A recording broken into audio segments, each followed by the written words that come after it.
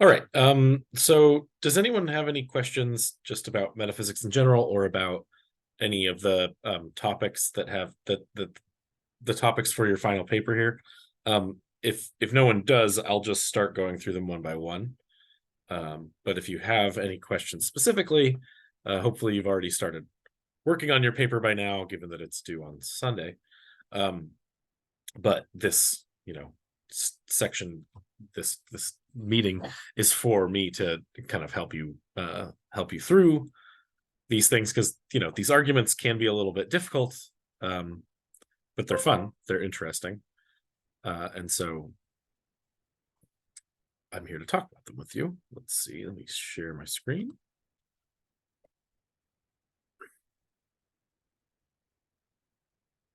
Here we go. Slideshow. All right. So there's 4 arguments that you can choose from.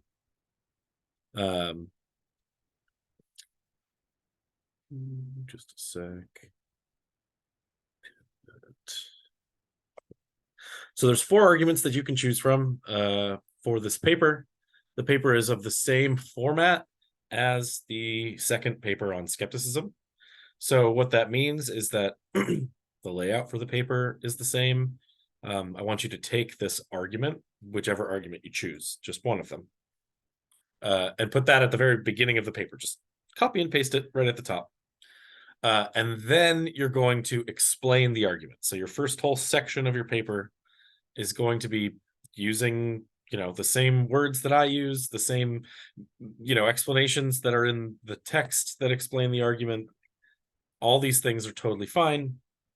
But, you have to use your own words. You can't just, it's no plagiarism, right? No copying and pasting, and don't just type down exactly the words that I say when I explain things. In fact, that would be an awful idea anyway, because the way that I explain things is there's a lot of ums and I don't know, I have a lot of pauses and awkward ways of saying things. There's better ways to say what needs to be said to explain these arguments. So first section is explaining the argument, right? You give all the premises, you explain all the technical terms, you explain how the premises lead to the conclusion, et cetera, et cetera. And then after that, your sort of the next section of the paper is going to be your response to the argument. And your Are you not response to hearing the your argument. presentation? Sorry, Yeah. somebody. Can you hear this? I can hear someone. Georgia, I'm gonna mute you for a second, but you can unmute yourself in a second and ask a question after I finish explaining this. So in the final section, so once you've explained the argument in your first section, then in your final section, you need to respond to the argument. And in order to respond to the argument, you need to choose one of the premises, not the conclusion, one of the premises in the argument, because these arguments are valid arguments, which means that if the premises are true, then the conclusion necessarily follows. And so if the conclusion of the argument is disagreeable, that is, if you disagree with the conclusion of the argument, then you have to pick one of the premises to disagree with in order to say why it's wrong and why the argument doesn't follow through, why the conclusion of the argument isn't true. So in order to do that, you need to pick a premise, and then you need to explain why that premise is either false or just not as believable as some people might say. It's doubtful in some way or another, and then explain how by denying that premise you are able to get out of the argument itself. All right. For those of you that have just shown up, here is the Google form for signing in once again. And then for those of you that have just shown up too, do any of you have any questions right off the bat? So there are these 4 views that I'm going to discuss, 4 arguments, and I can start with any one of them. Usually I just start at the beginning with the causal interaction argument. But if any of you are, in a hurry and have to leave by halfway through this and really want to just talk about the specific argument that concerns your paper, then please speak up now. And if not, I'll just start going through the causal interaction argument.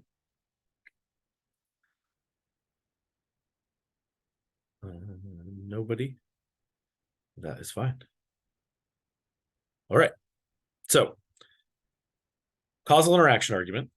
For anyone that is tempted by dualism, Cartesian dualism, or the theory or view that you have a immaterial soul and that what you are most fundamentally is your soul. That, you know, there's like this relationship maybe between your soul and your body, and at some point in the future your body will die but your soul will maybe live on. Maybe you have the idea of that you have an eternal soul. Some people think that. I don't know if there's any good reasons for thinking that the soul is eternal beyond like religious reasons, maybe. But yeah, so if you are tempted by the theory of dualism, then this is, as far as I can tell, the best and sort of easiest to explain argument against dualism. That is, this is the argument that you need to contend with. If you believe that you are a soul, this is the argument against the idea that you are a soul. And it's a devastating argument if you accept all the premises in showing that you are not a soul, in fact. And so if you believe that you are a soul, then you need a good reason to deny one of these premises. You need a good reason for thinking, nope, that's not right. And it can't just be, you know, the conclusion.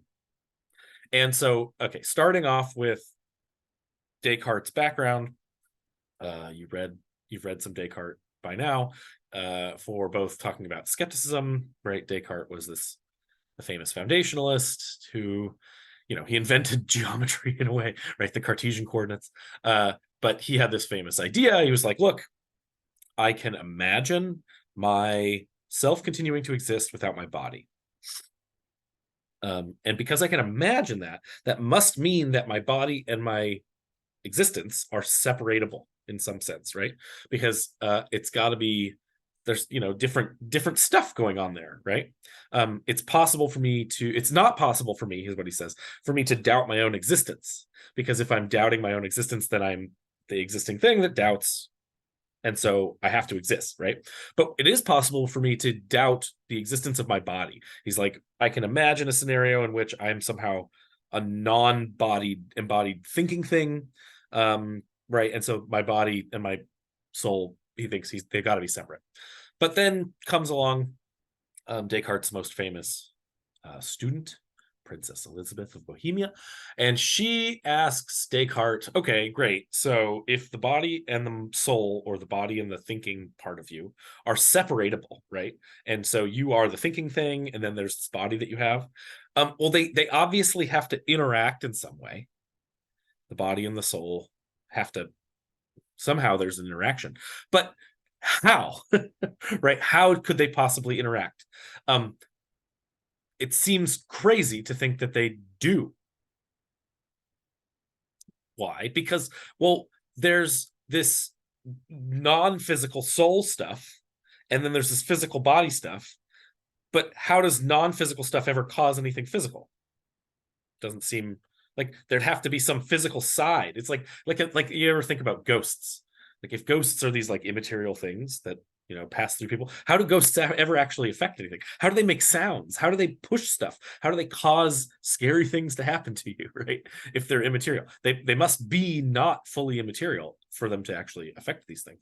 Same idea here. If your soul is somehow is fully immaterial, then how can it possibly cause physical stuff? That's Princess Bohemia's complaint, and Descartes took that to heart and was like, I don't know. And then he ends up at the end capitulating and postulating a third substance. So no longer is he just a dualist, he's some sort of like triplist. He's got some sort of third substance that's out there, that where he thinks that there's got to be something. There's the mental stuff, there's the physical stuff, and then there's the mental physical interaction stuff right in the middle. That seems like that's going too far. That's punting. So instead of, you know, doing that, I'm just going to talk through this argument, and then we'll go through how you might actually try and deny one of these premises, and then I'll do the same thing for every other argument. All right, so Causal interaction argument against dualism. If I can raise my arm, then I can cause a physical event. That seems like a pretty straightforward, plausible conditional statement.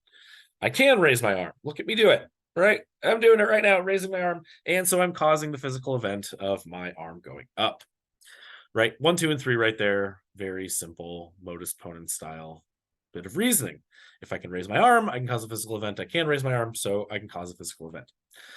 Premise 4. If something can cause a physical event, my arm going up, then that thing must be a physical substance.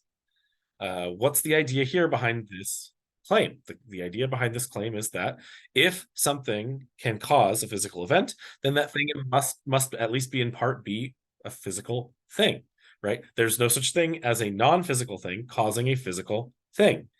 In this context, right? You've got 2 billiard balls, one hits the other one. It's got to be that the first billiard ball was physical, because if it wasn't physical, then how could it have caused the other one to move? Right? Any physical event that you can imagine occurring must have a physical cause. That's the thought behind premise 4. This conditional statement just makes the claim that in order for any physical event to occur, there must be a physical cause. Seems quite plausible. Well, given the conclusion of the first 3 premises, right? 1, 2, and 3. So 3, given 3 and 4, now we get another little modus ponens bit of reasoning, and we end up with 5. Therefore, I must be a physical substance, right? If I can cause a physical event, and in order to be able to cause a physical event, that thing must be a physical substance. So I must be a physical substance. Premise 6, no mental substance is a physical substance, right? So that's just, saying like, look, mental substances and physical substances have to be distinct. They can't be the same thing.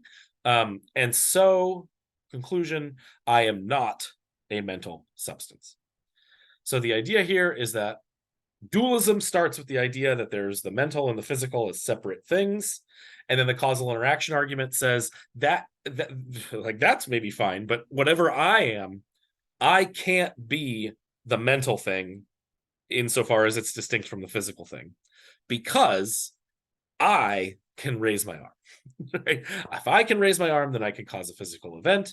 And if I can cause a physical event, then I have to be a physical substance, because there's no such thing as a substance that is non-physical that can cause a physical event. All right, that's the way that the argument is laid out. The way that some people have tried to respond to this argument, well, we got to pick one of these premises. You got to pick a premise, and you got to say why you think that premise might be false. The easiest way to do this, generally, with arguments like this, is to find the premise that seems the most complicated, and so is the most, like, plausibly one that has some ways to wiggle out of it. There's 2 complicated premises here, premise 4 and premise 6. But I don't think you can deny premise 6, because I'll give reasons for it in a second. But first, let's just go through these really fast, like all of them. Premise 1, if I can raise my arm, then I can cause a physical event. Is that something that we can deny? I don't think so. It seems really plausible, right? If I can raise my arm, then I can cause a physical event, my arm going up. That seems really, if like, I don't know what it would be for me to be able to raise my arm, but not for me to be able to cause a physical event. That's weird. And 2, I can raise my arm, right? I'm doing it right now. I mean, unless you're convinced that I'm a brain in a vat somewhere, right? In the Matrix, where I'm not really raising my arm at all. I'm just imagining it, or like I'm just being force fed, right? And so I can't actually raise my arm, but I can then, in that situation, it seems like I can raise my digital arm or my dream arm or something like that. And I mean, I don't know if dreams are physical, but it seems like at least raising my dream arm is causing a dream physical event, whatever that means. All right, so the first 3 I think are good, right? I can cause a physical event insofar as we accept the basic idea that we're probably existing in the real world. Then I can raise my arm, so I can cause a physical event. Premise 5, therefore it must be a physical substance, is just going to follow from 3 and 4 if we accept premise 4, and conclusion 7 follows just from 5 and 6. So if we accept 5, if we accept 6 and we accept 5, then we get the conclusion 7. But if we want to deny 7, then we have to deny either 5 or 6. In order, if we accept 6 and want to deny 5, then we have to deny either 3 or 4. If we want to deny 3, then we would have to deny either 1 or 2. It seems like we accept 1, 2, and 3. So the stinkers here are 4 or 6. And let's talk about why 6 is not an acceptable thing to deny. So if you're a dualist, then you think that there's two things, right? There's two stuffs. There is mental stuff and there is physical stuff. And these things somehow have to interact. One way to get around this whole argument is to say, actually, mental stuff and physical stuff are the same stuff, but then you are no longer a dualist, right? If you say that there are two things that are actually one thing, then you have collapsed the two-ness into oneness, right? And dualism now is monism, right? You've now gone from 2 to 1. This is unacceptable from the dualist perspective, right? Why? Because the whole dualist perspective is the idea that somehow your mental capacities, your mental abilities, what you are, is somehow able to exist without being physical at all. And so if it's able to exist without being physical at all, then it cannot be physical. So the dualist has to reject or it has to accept premise 6, right? They can't deny it and say, oh, let's get out of this argument by saying that mental substances just are physical substances. Bad way out. So if you want to hold on to dualism, you have to deny premise 4. Premise 4 says if something can cause a physical event, then that thing must be a physical substance. How could you possibly deny that? Doesn't that just seem so straightforward that the only thing that can cause physical events are physical stuff? Like, it just seems so obvious, right? Like, how do you get something that's a physical event occurring that's not a physical thing causing it? Well, okay, just recapping things that we've talked about all semester.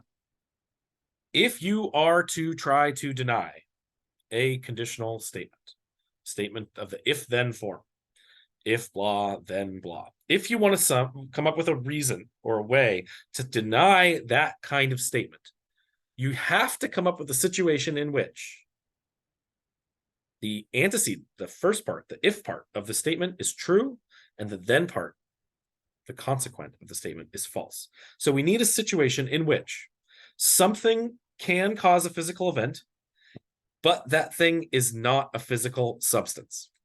So can you come up with an idea of something that causes physical events but isn't a physical thing?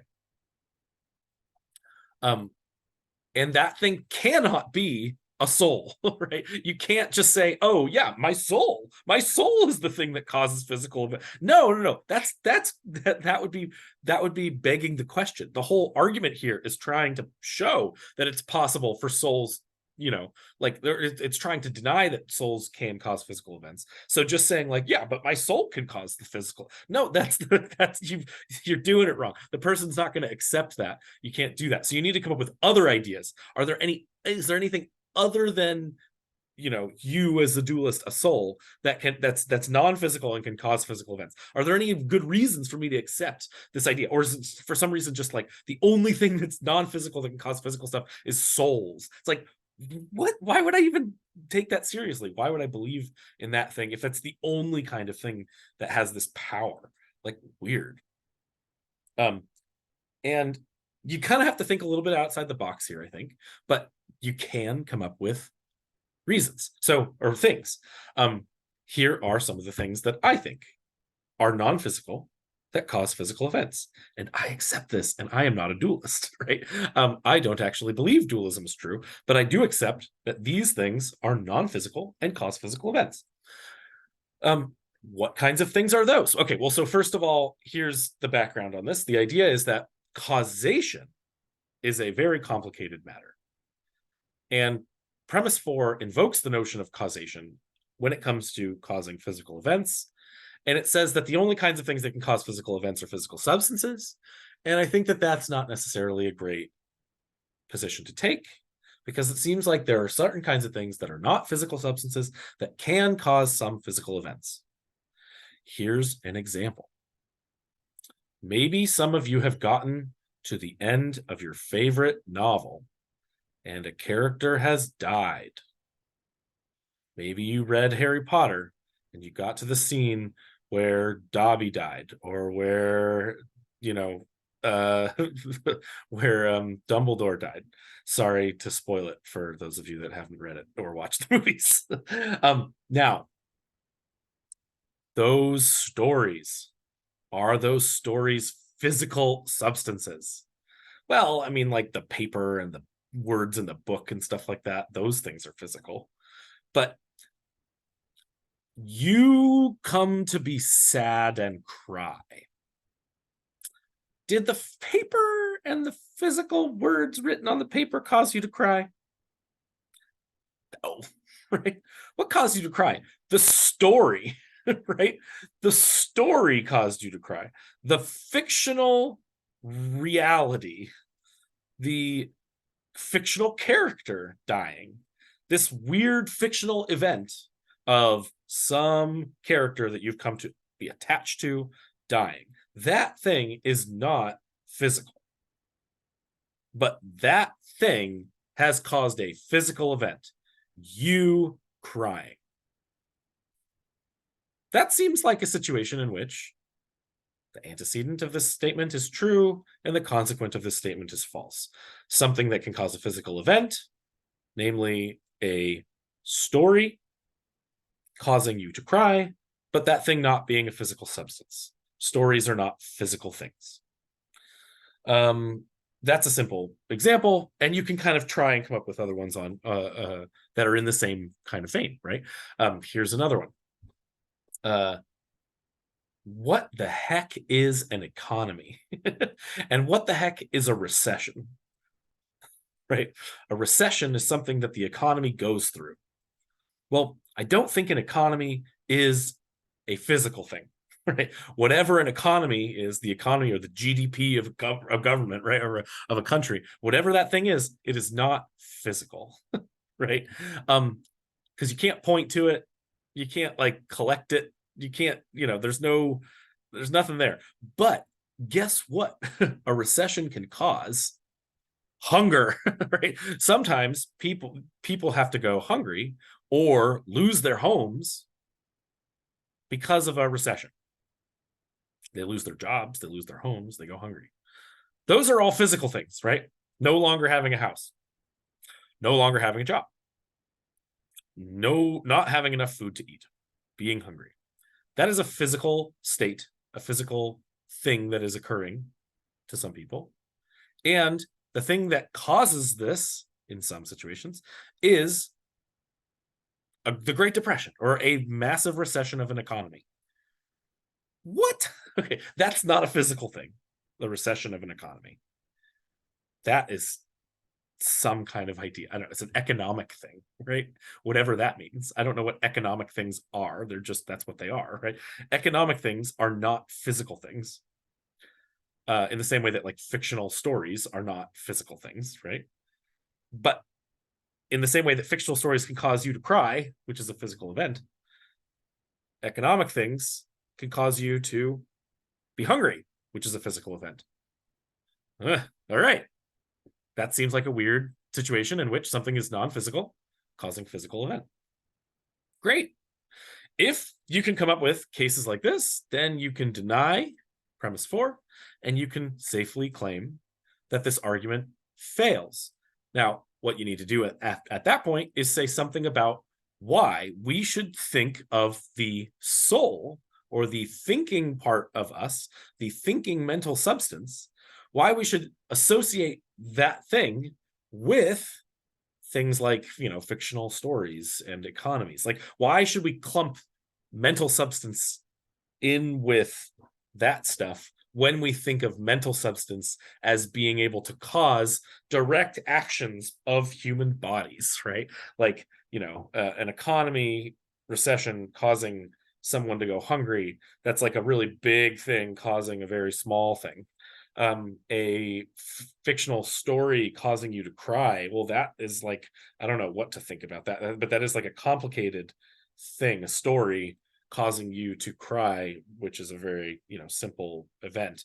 Whereas like the mental substance that you are, I don't know what that thing even is, right? Like like science doesn't have we have a whole literary like science like English, right, where we study stories. We have an entire like natural science like it's soft natural science, but like the economics is like a whole theory like set of study. You can go to college for this thing and you could study economies, right, and they cause things, right? But we don't have like a psychology department out there that's trying to study the soul or the mental substance that somehow is separate from our bodies. So but so you need to say something along those lines that gets us towards believing that those things go hand in hand. But that's the thought here. All right, okay, that's enough on dualism and the causal interaction argument. Let's move on to the next one, unless someone has a question. And you know what? I'm going to skip the fission argument unless someone really wants me to talk about it right now, because I'll come back to this at the end. This is the most complicated argument for the psychological continuity view of personal identity that I think is the least plausible view given this argument. This argument is like pretty decisive. And it's really hard to figure out how you can argue against this argument. So I'm just going to come back to it. And instead, I'm going to move on to animalism and then the brain view first. All right. So animalism is the theory that what you are most fundamentally is the human animal that's sitting there in your seat. I always get people that write on this paper and then they like deny that they are animals or that humans are animals. I always find that silly and sort of like, didn't you take biology in high school? Right? Like human beings are clearly a kind of animal. In fact, we're a mammal. And if you want to deny that we're animals, then you have to deny that we're mammals. What are you doing if you're denying that humans are animals? Okay, but this is fine. Like human beings are clearly animals. That doesn't mean that what I am is fundamentally an animal, right? I could be something other than this animal. If I'm a soul per se, right? If I'm a soul, then what I am is somehow attached to this body, and this living body is the animal. But the idea here is like, no, the animalist argument is the claim that like, no, like what you are is the animal that is there. What your persistence conditions are, that is when you come into existence and when you go out of existence, is the same persistence conditions as the animal that is where you are, right? So when you were conceived, that's when you started existing as an animal. And when you die, that's when you go out of existence as an animal and you leave a animal corpse behind. The argument against animalism, right? So that's like this the plausible basic idea that what you are is an animal. The argument against animalism is the too many thinkers argument. The too many thinkers argument goes like this. Okay, if you think you are the animal that is sitting in the chair where you are sitting, well, you've got to realize that there's a couple of other things going on where you're sitting. Namely, there is a brain up in your head that is an organ that is involved in doing all of the thinking that you're doing right now, right? It's doing the hearing and the processing and the understanding and the thinking. Now, your brain is not an animal. Your brain is a part of an animal. The animal is here, the brain is up here, the brain is a part of the animal. It's the same way that like my heart is a part of me. It's not me, it's part of me. There is an organ that is my brain that is, part of me here, part of this animal. Now, the too many thinkers argument goes very simply like this.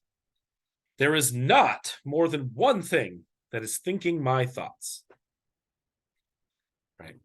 If there is not, if I am not the thinking brain that is thinking my thoughts, then there is more than one thing that is thinking my thoughts, namely the thinking brain and the thinking animal, right? So I am a thinking brain, not the thinking animal. That's the very simple argument. It's a little bit confusing how it goes. It's kind of convoluted, but it's very simple once you understand it. This is called a modus tollens style argument. The first premise here is a negation of the consequent of premise 2. That is, it says that the second half, the then part of premise 2 is false. And so it concludes that the first part, the antecedent to premise 2, has got to be false as well. Basically, what's going on here is just this. The too many thinkers argument says, intuitively, when you're thinking your thoughts, there's only one thing thinking your thoughts. But if this theory, animalism, is true, and we accept that the brain is the central organ that is involved in thinking your thoughts, then animalism seems like it says that there's two things thinking your thoughts: the animal that's doing the thinking and the brain that's doing the thinking. And that seems like double counting. Double counting is problematic. We shouldn't be double counting the things that are thinking your thoughts. If we're going to say one of these things has to go, the animal or the brain, and we're convinced that the brain is really the thing that's involved in thinking your thoughts, then we shouldn't say that you're an animal that's thinking your thoughts. And then this argument basically gets used to leverage us into the brain view. This argument works ultimately as an argument against animalism, but it works mostly as an argument against animalism and for the brain view. All right. How would you deny this argument? You'd have to pick one of the premises to deny. I think we can accept both of these preliminaries, that your brain is the central organ involved in thinking your thoughts, and that the brain is not an animal, but only part of an animal. There is an interesting argument, I think, maybe that denies the second one of these, but it's a little bit weird. I've thought about it before. It's like one of those weird ones where it's like, imagine you chop off your arm, right? Imagine you chop off your arm and like replace it with like a bionic arm. Well, in that situation, you're still you, right? You're still you. You just no longer have an arm. You have a bionic arm now. Well, now imagine doing the same thing to like every part of your body. You start swapping out all of your organs and you add in bionic organs, or you add in, like prosthetic organs of some sort. Your whole body, everything except your brain, right? You've swapped everything out except your brain. Now, question, are you still an animal? I don't know. I mean, like, when did you stop being an animal? If like you kept going, like, was it like just when your heart got swapped out for a bionic heart? Like, I don't know. Like, it's when your skin gets swapped out, you no longer have any skin. Like, no, like all these things are weird. But like, imagine you just look just like you, but like every part of you is just some synthetic thing, right? Like they switched your skeleton for metal bones, and they switched your skin out for like some sort of like, fake synthetic, I don't know, all that stuff, right? But the only organic material you have left is your brain. Are you no longer an animal? Well, maybe. I think you're probably still an animal, and then the only part of you that's organic that's left is your brain. So maybe the brain is the animal at that point, but that seems weird, and so we don't have to worry about that one. Sorry for going on a tangent here. The way to argue against this argument, you have to deny premise 1 or premise 2. 3 is a conclusion, so you can't, if you want to deny 3, you have to pick 1 or 2 to deny. And so first, premise one is sort of the fundamental idea of the too many thinkers argument. So you don't want to deny that. You don't want to say like, yeah, guess what? I am two things that think my thoughts. There's this brain here thinking my thoughts, and there's this animal here thinking my thoughts. And so, there's just lots of things thinking thoughts. No, that's sort of a cop-out here, because the whole idea of this argument is supposed to be that double counting is always problematic. So you got to figure out how to deny premise two. Premise two says if you are not the thinking thing that is your brain, then there is more than one thing thinking your thoughts. Well, how do you deny that? Well, we got to come up with a situation, once again, where the first part of the antecedent is true and the second part, the consequent, is false. The if part true, then part false. In this situation, then, we want to come up with a scenario in which you are not your brain doing the thinking, but there isn't more than one thing thinking your thoughts. How do you do that? Well, here you maybe want to invoke a distinction between being the thing and being involved in the activity of the thing, or something like that, right? And there's something to this, I think, when you think about what's going on in thinking. So think about like a car. Think about the car and what it takes for a car to move. The car drives down the road. Well, there's lots of things that are involved in moving the car, right? The wheels, the axle, the engine. But the engine really is the main thing that creates the force in order to move the car down the road, right? But the car isn't the engine. The car is the whole thing that creates, that you can get into, and you use the engine in the car to get yourself down the road. The engine generates the movement, but that doesn't make the engine the car or anything like that. Something sort of similar, I think, might apply here. You could say something like, look, there's only one thinking thing here, but it's this whole animal.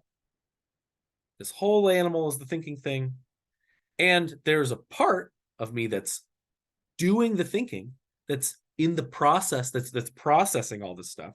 But that thing is a part of me, whereas I am the whole thing, and the part of me that is doing it is this, that is my brain. My brain is involved in thinking the thoughts.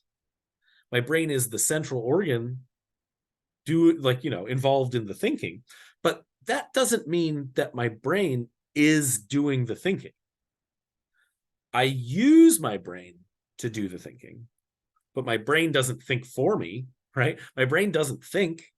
I think as a whole being. I use my brain in thinking.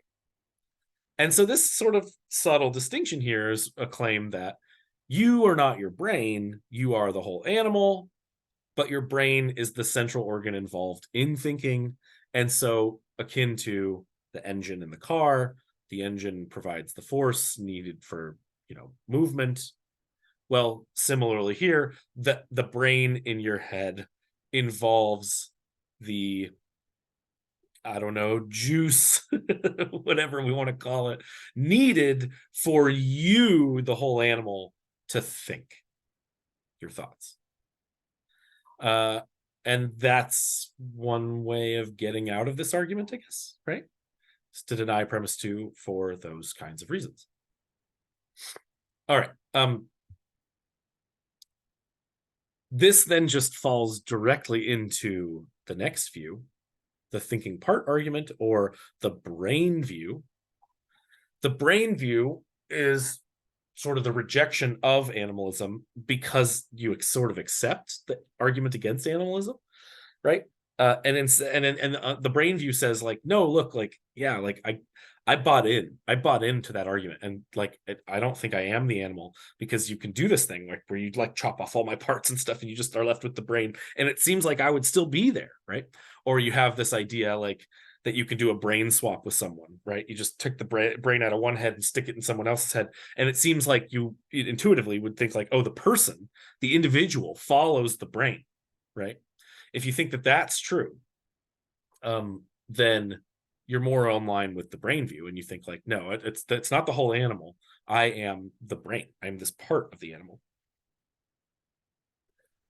That view is really interesting, but it has just as much of a problem as animalism when it comes to this thinking part argument. Literally, I think you're following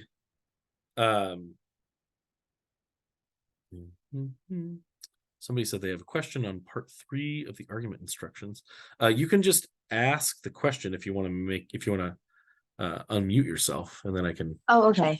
Yeah. I was sorry. I didn't want to interrupt your. Sorry. So on the part 3 where you're denying it, Mhm. so first you deny it, you pick a premise that you deny, and then you explain how it's false. And then when it says explain how the view you are defending can avoid the argument by denying that premise, Sure. is that then arguing still why it's false, or arguing back onto the, because I'm doing animalism, so I denied premise 2, and then Right. am I going back to how animalism is a valid argument, or am I still denying it? No, so yeah, so that the idea there is here would be to come on. So you deny premise 2, you Mm-hmm. explain why premise 2 is false, and then Mm-hmm. you explain why denying premise 2 allows you to deny the conclusion. Oh, okay, got it. And then thank you so much. And then the it says give reasons or explain strategies for dealing with any unintuitive consequences. What can you explain the last part to me too? Yeah. So unintuitive consequences of this view are basically you have to accept this distinction maybe between like being the thing and acting in the way, right? So the idea Mm-hmm. here is supposed to be something like we all talk about our brains as if our brains do the thinking, right? Yeah. And so it seems intuitive to say that my brain is the thinking thing that's in me, Mm-hmm. right? Or it's like in part. And so one of the unintuitive consequences of animalism is that you now have to say, nope, that's not true at all, right? My brain is not the thing that's thinking. It's just Okay. part of me that I use for thinking, right? Okay. It's like the view that you have to come down on and say, yeah, that's my view. I think that brains are not thinking things. They are parts of animals that animals use to think. Okay. And so that's like an unintuitive consequence of the view. It's not awful. You can kind of massage that into being like, yeah, this is just, there's ways that we talk that are better and worse. And so sometimes we say things in funny ways, but really what we should think is that we are animals that have thinking organs, and Okay. not that we Thank you. are thinking organs. Yeah, sure. All right. If anyone else has any other questions, jump on in. This is definitely better if it's open forum for helping you understand. But yeah, I'll jump back in now to the thinking part argument. So, okay, so the thinking part argument is this, right? First, get in the headspace of you are a brain theorist. That is, you think that what you are is a brain, not an animal, a part of an animal. You are the thinking part of the animal. That's what you are, is this brain. And so you can, we could swap your brain into any other body and you would follow the brain. Or we could, chop off all of your parts and swap out all of your organs. As long as we didn't swap out the brain, then you're still there. It's still you. Well, problem, thinking part minimalism, right? The thinking part argument. So if you think that what you are is the thinking part of yourself, right? You are just this purely thinking thing. And you thought you've identified that purely thinking thing by recognizing that it's your brain. Well, problem. If I am a purely thinking thing, then it would seem like what that means to say that I'm a purely thinking thing is to say that all of the parts of me are involved in thinking, directly involved in thinking, right? And that's part of the idea here is like, look, if I'm my brain is doing the thinking, and like my arm is not part, like my arm is part of my body, but an arm is not a part of me if I am my brain. Because my brain's doing the thinking, and you can chop my arm off, but you haven't sort of like, you made my body smaller, but you didn't get rid of me, right? Like my brain, like my thinking ability is undiminished. I'm just now no longer able to move in the same way I once was, right? Like, and the idea is that like you can get rid of all kinds of parts of me, but I'm still going to be able to think even though all those parts are gone, right?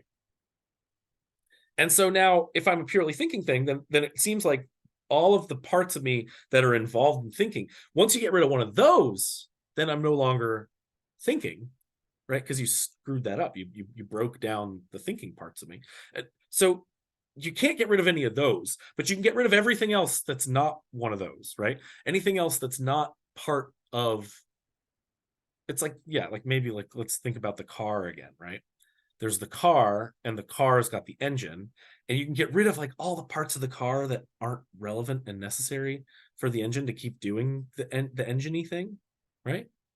And keep the car running.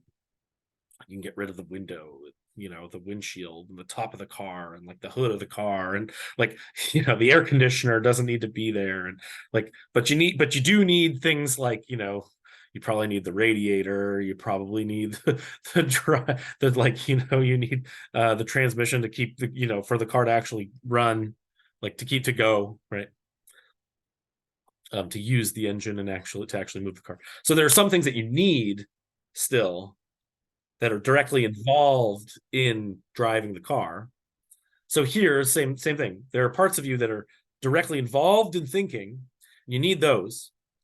But most of your brain, premise 3 here, is not directly involved in thinking. What? Right? Yeah, well, it turns out most of your brain, like if you look at, neurologists, you've got this like really cool stuff on the outside of your brain, and then the inside of your brain is all this gray matter. And all the gray matter doesn't matter at all. Right? You've got this really cool stuff on the outside of your brain, all your neurons, and they're all like in these little crevices all over the place, and they're all firing, and we can watch all these electrical things happen all over the outside of your brain. But basically all the stuff on the inside of your brain, all the blood, all that stuff, you need some of that stuff in order to get the firing stuff on the outside to keep going. But you don't need that stuff to keep the thinking going. You could swap that stuff for other stuff that's functionally similar. So we could maybe, if we ever came up with like synthetic blood, we could just pump you full of synthetic blood and remove all of your regular blood. As long as the thing keeps feeding your neurons the same amount of food and stuff, then you're still going to be going, right? So your blood's not necessarily part of you because it's not directly involved in thinking. Same with most of your brain.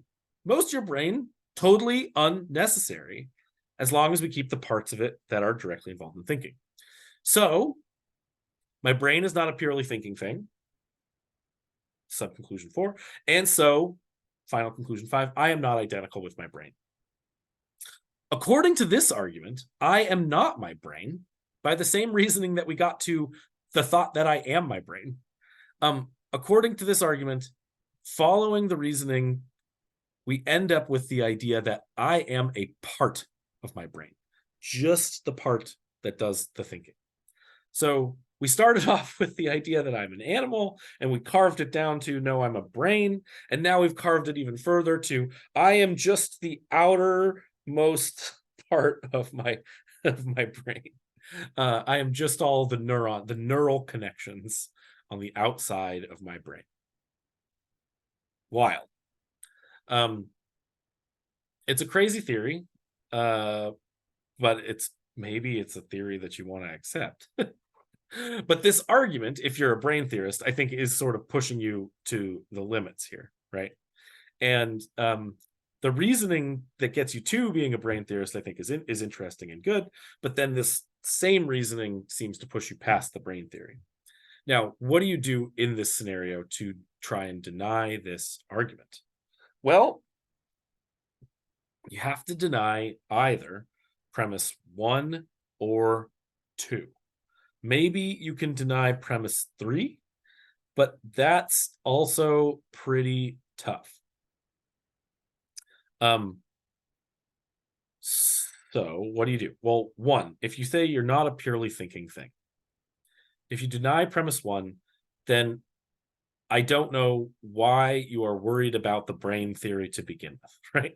If you accept that you're not a purely thinking thing, then why are you a brain theorist? Why aren't you just an animal theorist?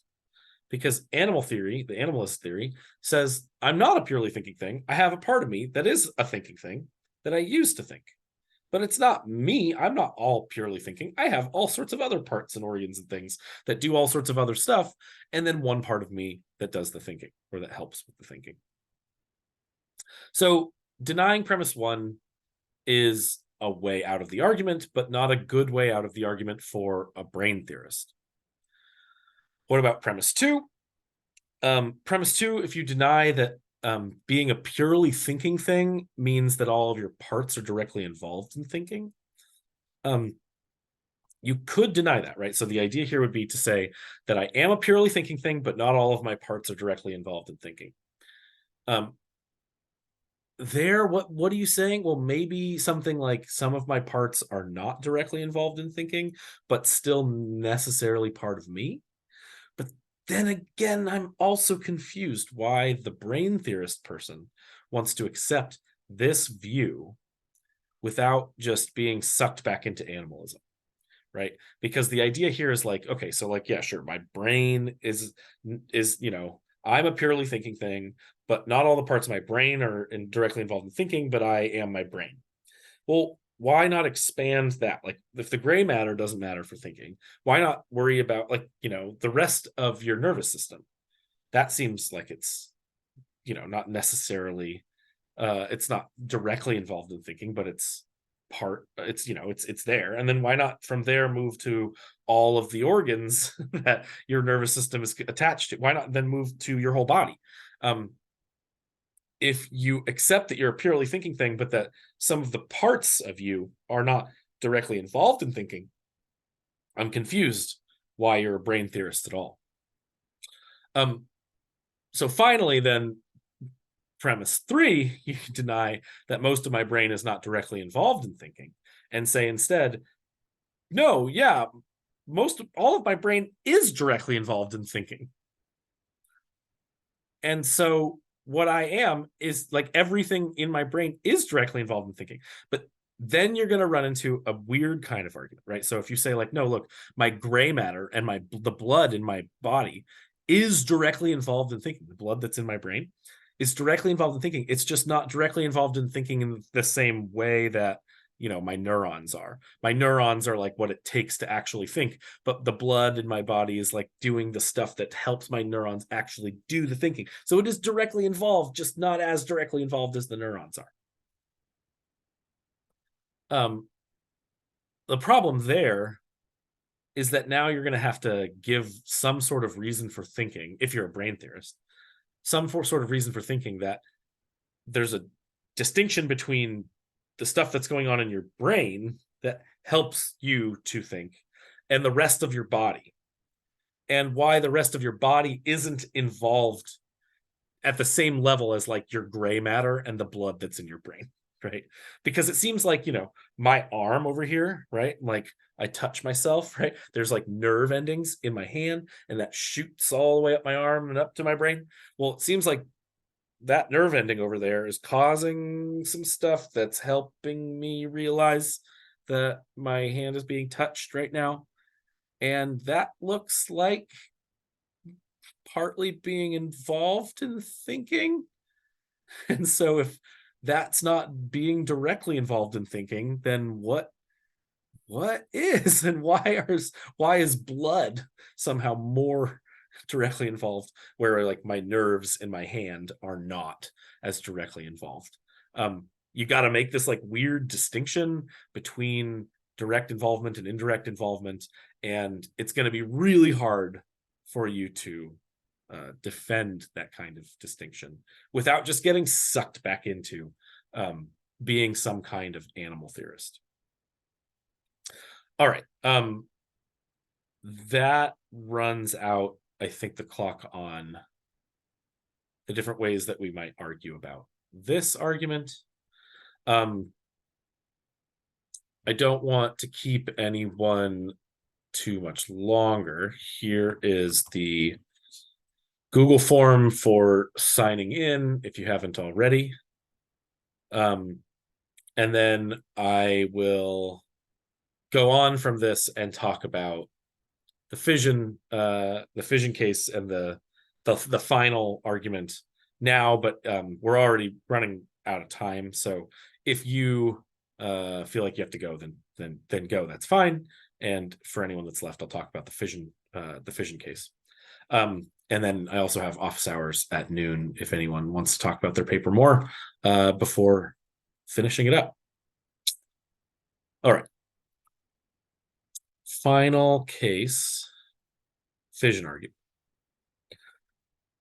This view of, so the view that's relevant here is called the psychological continuity view of personal identity. And the psychological continuity view of personal identity states that what I am most fundamentally is not a soul, it's not a body, it's not a brain. What it is it's this psychological being, right? This psychological, whatever it is that constitutes my psychology. So that's like my hopes and dreams and Can I ask you another question really quickly? yeah, sure, go for it.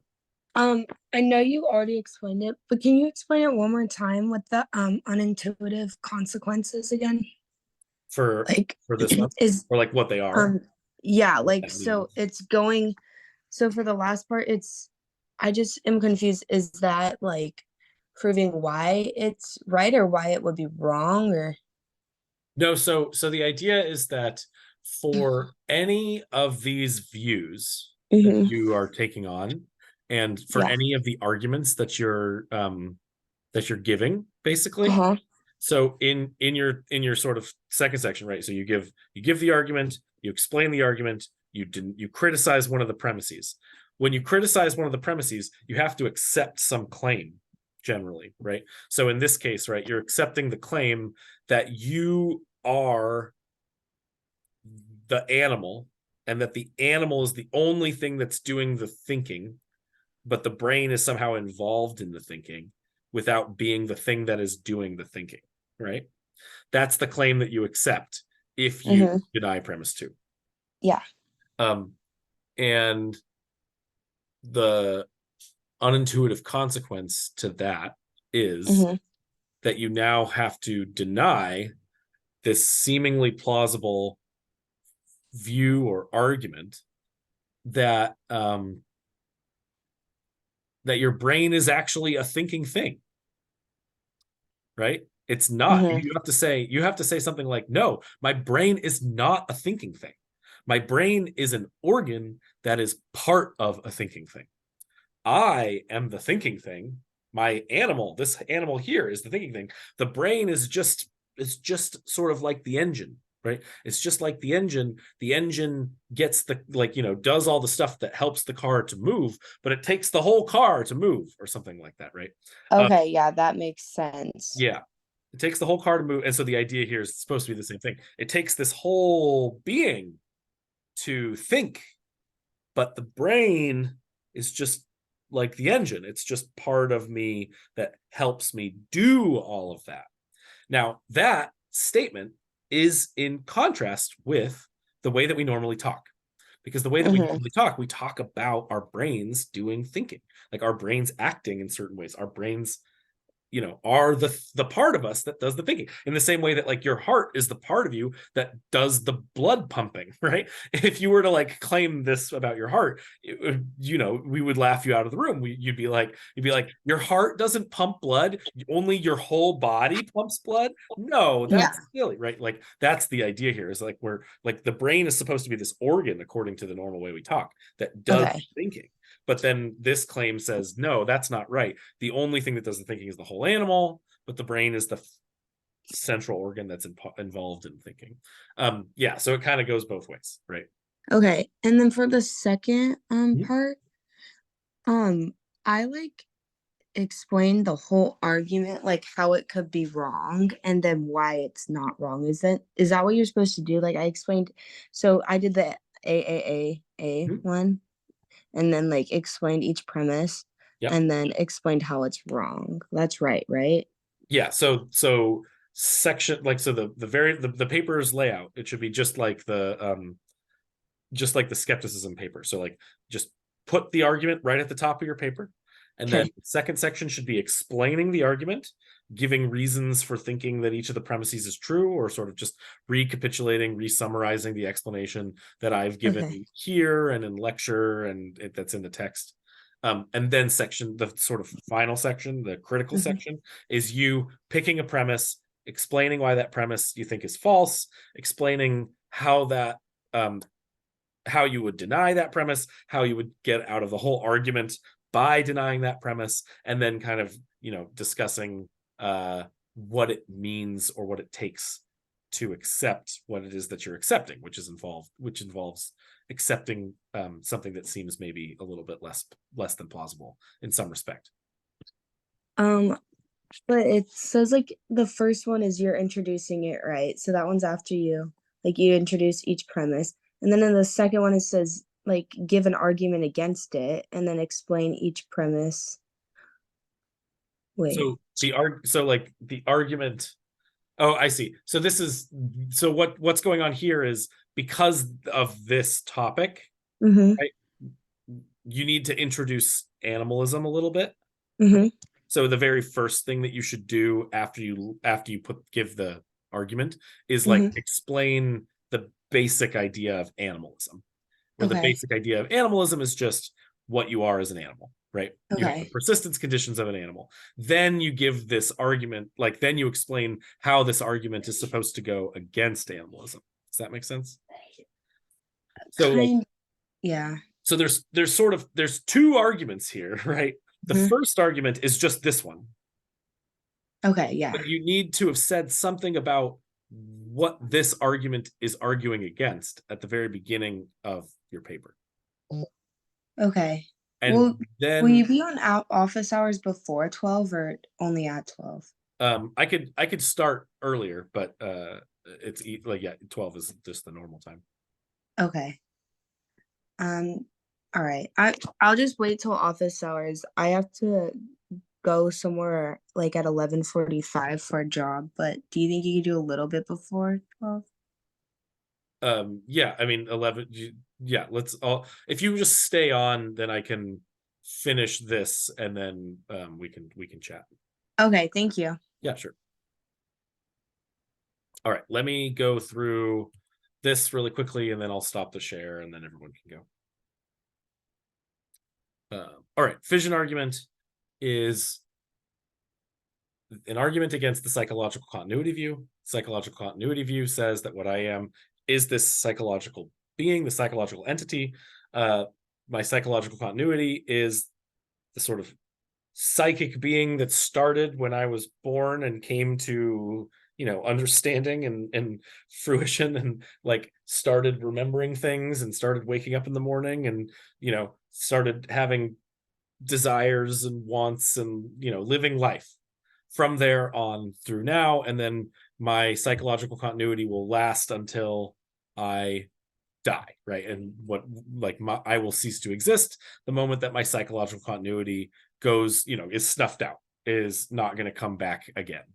um some people have thought, like, oh, this is an interesting view because maybe we could figure out someday how to psychologically sort of like, we could like take a scan of your brain and figure out how to make a digital psychological copy of you, and then that thing could exist on for forever. And the idea is they're supposed to be like, maybe that would still be you in the future, after your physical body dies. um Interesting view. A lot of people seem to buy it in the sense that, like, they think that, no, I'm not this body, and there's no such thing as a soul, and I'm not my brain, because like what I am is not like a physical thing. I am not this physical thing. What I am is like this, the physical thing kind of switched on, right? Like I'm like the electricity that's flowing over the physical thing. Whatever this psychological sort of entity is, that's what I am. Now, the problem with the psychological continuity view is wild and crazy metaphysical cases. The wild and crazy metaphysical cases are the kinds of things that where if you can imagine a certain possibility, it seems like that possibility then creates trouble for the theory itself. So the theory itself says if two things are psychologically continuous, X and Y, then X and Y are the same thing, right? If like me today versus me 10 years ago, psychologically continuous, and that's what makes it the case that me and me from 10 years ago are the same thing. Great. Now, suppose we have some kind of teleportation machine that has been invented, and when you get into the teleportation machine in one place, your body is basically scanned and disintegrated and then reintegrated in the new place. Well, what's going on in this situation? Well, the thought is that from place to place, the things are psychologically continuous, right?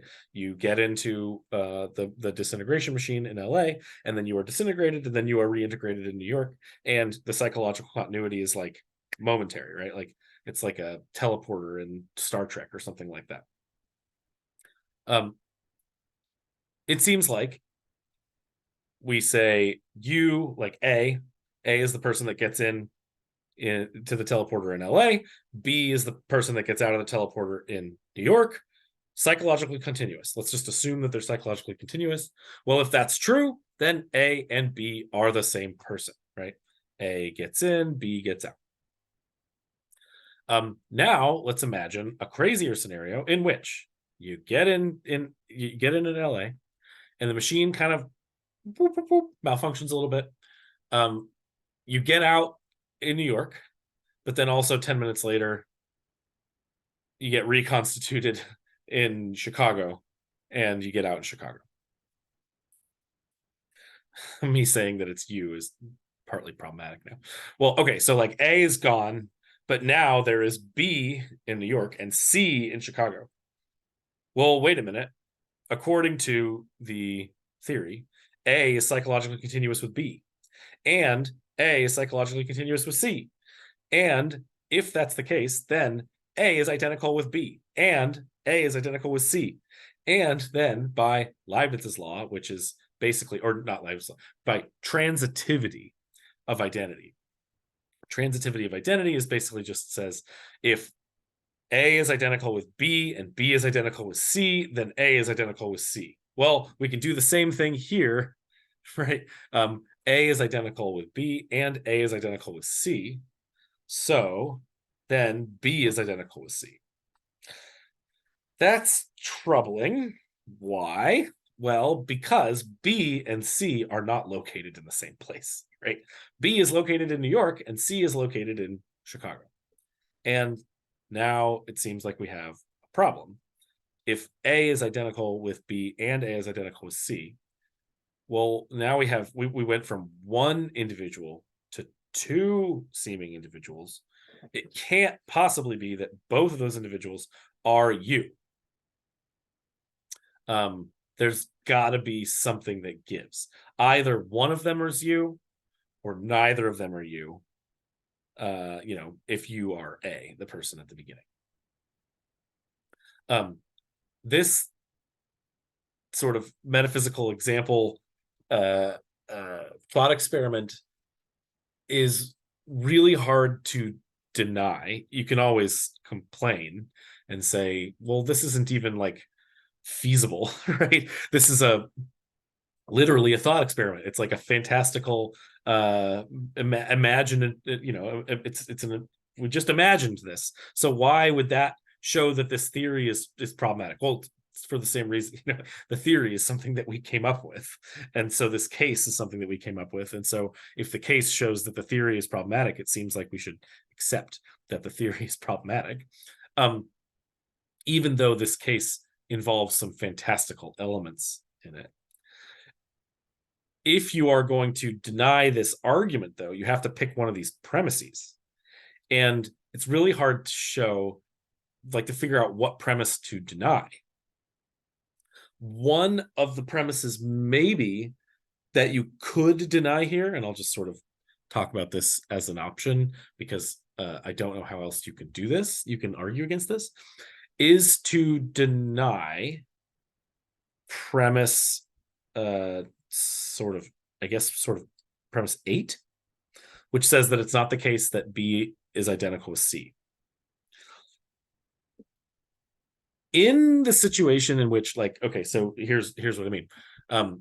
Think about, hopefully you've taken a biology class and you've learned about cell division. In the case of cell division, a single cell, the mother cell, splits into daughter cells. When the single cell splits, which one of the new cells is the original cell? Well, neither, actually. There is no original cell at that point. The initial cell splits into 2 cells, right? It's like, and now the organism is the 2-celled thing. Think about this in terms of like what's going on when in a zygote when it's been fertilized, like when an egg has been fertilized. You got the egg, you got the sperm gets into the egg, creates the zygote starts multiplying cell by cell by cell, right? You get like 2 cells and then 4 cells, and then, well, it's not like the egg, when it goes to 2 cells, is somehow now the egg was one of them, is one of them, and then there's now another one. No. The organism, the zygote, now has moved from a single-celled thing to a 2-celled thing, and then to a 4-celled thing, and then to an 8-celled thing, right? The idea here is that if the psychological theory is true, maybe, because you are now psychologically continuous as A with both B and C, that you have somehow now grown into this amalgamated thing that is both C and B, and somehow you now have multiple streams of consciousness, multiple psychological continuities. You are now an individual that's psychologically continuous with branching individuals. And so somehow now you are a spread out entity. One part of you is in Chicago and one part of you is in New York. That's the kind of crazy thing that you have to chew on if you want to accept this theory, the psychological continuity theory. Maybe that's what you have to accept. Now, I think that there's a lot of like ripe material here for a sci-fi novel or a sci-fi movie or TV show, but I do not think that this view is actually plausible in the end for us to accept as an actual theory, because this argument is really good. This argument is really good, and it seems like a good reason to deny that the psychological continuity theory is actually true. All right, that's going to be it. I'm going to stop recording now. And if anyone has any questions,